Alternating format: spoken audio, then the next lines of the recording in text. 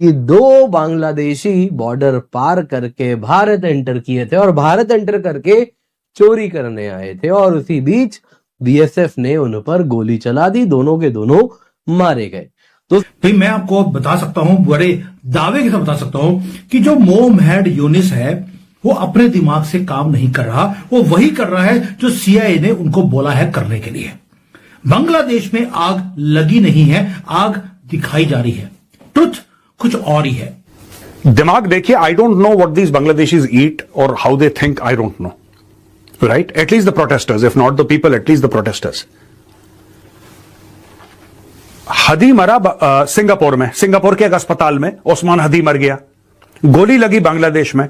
ढाका में इन लोगों ने जला दिए मीडिया के 2 दफ्तर। जो बांग्लादेश में जो कुछ हो रहा है, कहा जा रहा है कि जी बहुत हंगामा है, बहुत लोगों के ऊपर अटैक्स चल रहे हैं और कहीं ना कहीं इंडियन मीडिया जो है वो ये भी कह रहा है कि जी पाकिस्तान इस तरह की चीजों को सपोर्ट करता है, तो इसलिए बांग्लादेश में भी यही हो रहा है। इस पे आप क्या कहेंगे? तो भाइयों, ऑपरेशन बांग्लादेश अब आरंभ हो गया है, क्योंकि अभी तक हम केवल बातें कर रहे थे। इसके पहले मैंने आपको बताया था कि भारतीय सेना ने, इंडियन आर्मी ने 3 बेसिस चिकन नेक के आसपास स्टैब्लिश किए थे। तो हमारे पास 2 नेबर हैं, एक इधर वेस्ट में पाकिस्तान और दूसरी तरफ बांग्लादेश, और दोनों में आग लगी पड़ी है। पाकिस्तान के अंदर भी वही हाल है जो आज बांग्लादेश के अंदर है, बांग्लादेश में तो उससे भी ज्यादा है। ये दोस्तों बर्निंग नहीं है, ये टारगेट है। काफी बड़े स्केल पे हंगामे इस वक्त चल रहे हैं, लेकिन मसला ये है कि अब यकीनन ये जवाब इंडिया या इंडियन हुकूमत को देना पड़ेगा इस हवाले से कि वो क्या करते हैं और जो वहां के लोग क्लेम करते हैं। जय हिंद दोस्तों, स्वागत है आपका आपके चैनल जय भारत में। दोस्तों, हाल फिलहाल में बांग्लादेश के 2 घुसपैठी नौजवान जो थे वो भारत की सीमा के अंदर आने का प्रयत्न कर रहे थे, तो भारतीय सेना के बीएसएफ के लोगों ने उन्हें ठोक दिया। बताया ये भी जा रहा है कि जब वो दोनों जवान बीएसएफ के नज़दीक आ रहे थे तो बीएसएफ के जवानों ने उन्हें सावधान किया, परंतु सावधान करने के बाद भी वो लोग नहीं रुके। ना रुकने की वजह से भारतीय सेना ने उसका मुंह तोड़ जवाब दिया और दोनों नौजवानों को वहीं ढेर कर दिया, क्योंकि भारतीय सेना के लिए, बीएसएफ के लिए सबसे पहले सुरक्षा मायने रखती है। जिसमें 2 इंट्रूडर्स की मौत हो गई। बाद में उनके बॉडीज़ को प्रॉपर प्रोटोकॉल की तरह बांग्लादेश अथॉरिटीज़ को हैंडओवर कर दिया गया।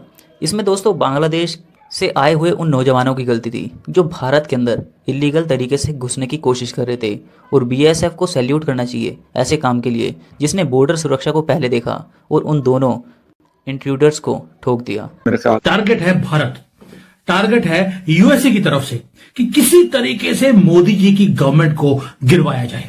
दूसरा टारगेट है कि मोहम्मद यूनिस को कभी भी सत्ता से कर रहे, कल को भारत को भी खत्म करना है। क्यों? रीजन एक है, उनके दिमाग से फियर खत्म हो गया कि उनकी पुलिस और उनकी जो आर्मी है उन सारे सो कॉल्ड स्टूडेंट्स के ऊपर कभी भी कुछ काम नहीं करेगी। जब उनको इम्यूनिटी था कि ना पुलिस ना आर्मी कुछ नहीं करेगी, आप इंडियन कमीशन के जो लोग हैं उनको पत्थर मारिए, कोई दिक्कत नहीं है। उनके घर में जाकर उन्होंने वायलेंट प्रोटेस्ट करना शुरू कर दिया। ये वैंडलिज्म नहीं है, ये प्रोवोकेशन है। वो चाहता है मोहम्मद यूनिस कि आप उनकी कंट्री पे अटैक करें। काफी बड़े स्केल पे हंगामे इस वक्त चल रहे हैं, लेकिन मसला ये है कि अब यकीनन ये जवाब इंडिया या इंडियन हुकूमत को देना पड़ेगा इस हवाले से कि वो क्या करते हैं और जो वहां के लोग क्लेम करते हैं उसमें क्या मतलब हकीकत है या क्या चीजें हैं। मेरे ख्याल से उनकी इदारे या फिर वो भी इन्वेस्टिगेट कर रहे होंगे और शायद उनको भी कुछ चीजें मिली होंगी, लेकिन वहां पर जो प्रोटेस्ट हो रहा है और वहां पे जो लोग प्रोटेस्ट कर रहे हैं तो वो ये इल्जाम इंडिया के ऊपर लगा रहे हैं। बाहर नहीं किया जाए। ये आदमी आया था 6 महीने के लिए टेम्पररी प्रेसिडेंट बनने के लिए। अब वो चाहता क्या है? वो चाहता है कि वो हमेशा के लिए प्रेसिडेंट बना रहे और सीआईए का काम वो वहां पर बैठकर करता रहे। अब उसको अगर काम को कंटिन्यू रखना है, उसके लिए इलेक्शंस को डिले करना पड़ेगा। जैसे जैसे डेट फरवरी की वापस पास में आ रही है, अब देखिए क्या हो रहा है। शेख हसीना के लोगों को मारा जा रहा है, कभी हिंदुओं को टारगेट किया जा रहा है और कभी हमारी एम्बेसी को टारगेट किया जा रहा है। लेकिन दिखाया ये जाता है कि जो वहां पे स्टूडेंट्स है ना, जो साफ सुथरे मोहम्मद की क्लासेस को लर्न करने के लिए जो कॉलेज में जा रहे थे, उन्होंने रेवोल्यूशन करना शुरू कर दिया। लेकिन अगर आप क्लोजली देखेंगे फुटेज को, सारी की सारी जो आ रही है बांग्लादेश से, ढाका से, चिटागोंग से, आग लगी पड़ी है। आपको लगता है कि ये स्टूडेंट का प्रोटेस्ट है? Please don't fall this narrative कि बांग्लादेश में स्टूडेंट्स ने आग लगा दी। बिल्कुल भी नहीं, ये सिस्टमैटिक काम किया जा रहा है और आज इसकी डीप डाइव एनालिसिस करेंगे कि बांग्लादेश में हो क्या रहा है और ये किया क्यों जा रहा है। क्योंकि ये जो अटैक है, कभी भारत की डिप्लोमेट्स के ऊपर, कभी हिंदुओं को लिंचिंग कर दिया, उनको मार दिया, और उनकी जो गवर्नमेंट है वो चुप है। वो ये क्लेम करती है कि पूरी सिचुएशन को हमने कंट्रोल में कर लिया है, यानी कि कुछ और है। इस सच्चाई के पीछे आज उसके ऊपर डीपली बात करेंगे। पहले बात करते हैं कि रेड लाइंस है कुछ, उसको क्रॉस करना शुरू कर दिया बांग्लादेश के अंदर। वो चाहता है कि वहां पर आग लगे, वो चाहता है कि वहां पर जो शेख हसीना है उसके लोगों को मारा जाए, इमरजेंसी डिक्लेयर हो और ये सत्ता से दूर नहीं जाए। चिटागोंग का आपने देखा होगा कि वहां पर क्या हुआ है, एंटी इंडिया हेट चरम सीमा के ऊपर दिखाई जा रही है और डायरेक्ट अटैक किया है इंडियन डिप्लोमेटिक स्टाफ के ऊपर। जो हमारा असिस्टेंट हाई कमिश्नर का घर है उसको अटैक किया गया, राजीव रंजन जी के घर को। वहां पर मॉब आया, वही स्टूडेंट्स पीसफुल वाले पत्थर लेकर आए और उन्होंने वहां पर हमारे रिप्रेजेंटेटिव को पत्थर मारे उनके घर के ऊपर। वो घर जिसको इंटरनेशनल लॉ के अंदर प्रोटेक्शन दिया गया है, वहां पर आराम से स्टूडेंट्स आते हैं, बड़े बोल्डली गेट तक पहुंचते हैं और पत्थर मारने शुरू करते हैं और थ्रेटन करते हैं कि आपको खत्म कर देंगे, आज तुम्हें खत्म। बाकी रहा पाकिस्तान हो या कोई और मुल्क हो, मैंने कल के शो में भी बताया था कि हर कोई अपने हिसाब से अपने कार्ड्स को खेलता है। वो पाकिस्तान हो, वो इंडिया हो या कोई और ऐसा मुल्क हो जो थोड़ा सा इन्फ्लुएंस रख सकता हो रीजन के अंदर या फिर सराउंडिंग्स में, तो ऐसी चीजें होती है। लेकिन अभी ये क्लैरिटी नहीं आई कि इल्जाम लगाना और साबित होना दोनों में फर्क है, लेकिन वो लोग इल्जाम इंडिया को दे रहे हैं। बिल्कुल। और एक जगह मैं आज ये भी पढ़ रही थी, सोशल मीडिया पे कहा जा रहा था कि जिस तरीके से वहां पर माइनॉरिटी के ऊपर जो जुल्म किया जा रहा है, बल्कि एक दो शायद डेड बॉडीज भी दिखाई गई कि किसी को मारा गया है।